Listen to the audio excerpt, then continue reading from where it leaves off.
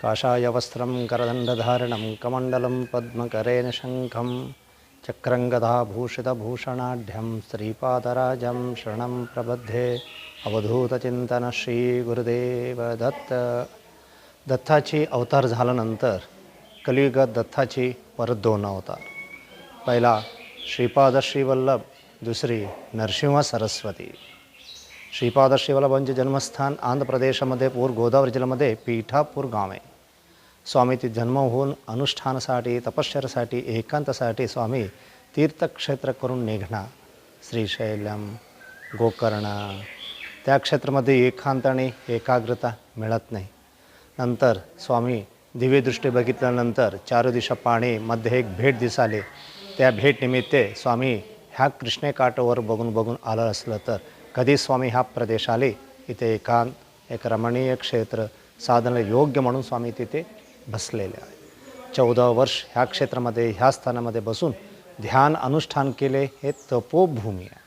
स्वामी कुठे अनुष्ठान बसले ते जागा एक निर्गुण आसन स्वरूप आहे. निर्गुण पीठ म्हणतं. दत्तात्रय संप्रदायामध्ये कुठे क्षेत्रामध्ये स्वामीची समाधीच नाही. असलं तर पादुक स्वरूप, नाहीतर पीठ स्वरूप. श्रीपाद श्रीवल्लभ ह्या क्षेत्रामध्ये म्हणलं तर कुरोपूरमध्ये बसून ध्यान अनुष्ठान केले स्थान एक पीठ स्वरूप आहे.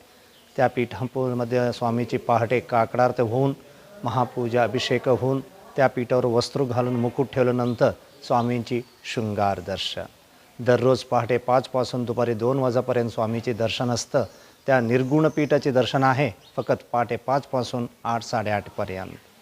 2 ते 4 मंदिर बंद असतं. संध्याकाळी 4 ते 7 वाजेपर्यंत परत स्वामीचे दर्शन. संध्याकाळी 7 आरती, भजन, शेजारती झाले मंदिर बंद होणार. गुरुवारी आणि पौर्णिमा दिवशी विशेष उत्सवमध्ये संध्याकाळी पालखीची सोहळा असतं. आणि स्वामीची वार्षिक उत्सवमध्ये स्वामीचे जन्मदिवस आहे भाद्रपद शुद्ध चतुर्थी. म्हणलं तर गणेश चतुर्थी दिवशी स्वामी जन्म झाले. त्यानिमित्त त्या दिवशी स्वामीची नामसंस्काराचे कार्यक्रम असतं.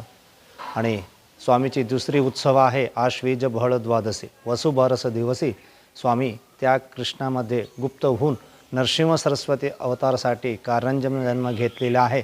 त्या गुप्त दिवस आहे वसुबारस गुरुद्वादशी. तिसरी मार्गशीर्ष महिन्यात दत्तात्रय जयंती येणार. चौथा माघवद्य प्रतिपद माघ उत्सव म्हणलं तर नरसिंह सरस्वतीने गाणगापूरमध्ये निर्गुण पादुका ठेवून श्रीशैलजवळ कदळीवनामध्ये गुप्त झाले दिवस माघवद्य प्रतिपद. असं वार्षिक उत्सवामध्ये 4 उत्सव आहे. त्या दरा पौर्णिमेमध्ये उत्सवासारखं असतात. त्या पौर्णिमेमध्ये विशेष पुण्य म्हणलं तर गुरुपौर्णिमा, राखी पौर्णिमा आणि त्रिपुरारी पौर्णिमा. दत्तात्रय संप्रदायामध्ये असं एक क्षेत्र आहे भेटमध्ये आहे. आणि कुठली दिशा आलं असलं तर पाणी पार करून यावं लागतं आणि पाणी पार करून जावं लागतं.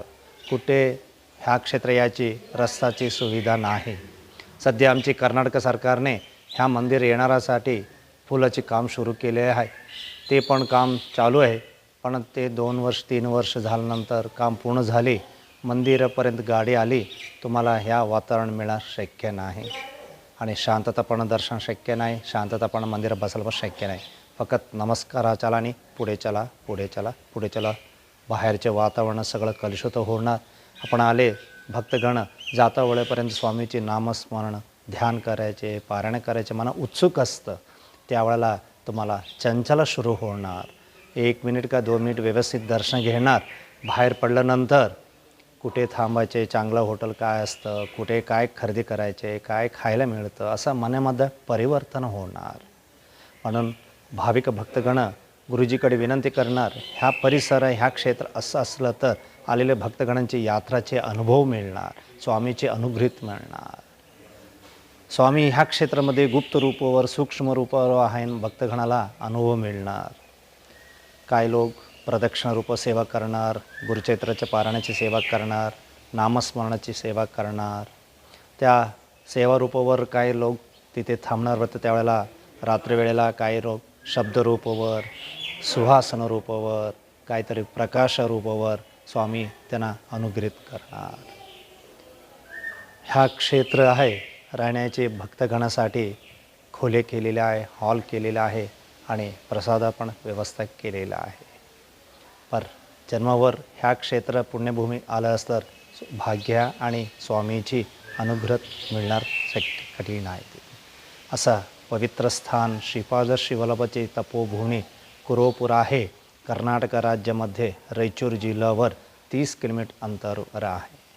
मी मंजुनाथ भट पुजारी ह्या क्षेत्राची उपाध्याय म्हणा, पुजारी म्हणा, सेवक म्हणा, स्वामीची चौथी पिढीपासून आमची ह्या सेवा चालू आहे. अवधूत चिंतन श्री गुरुदेव दत्त स्वामी महाराज की जय.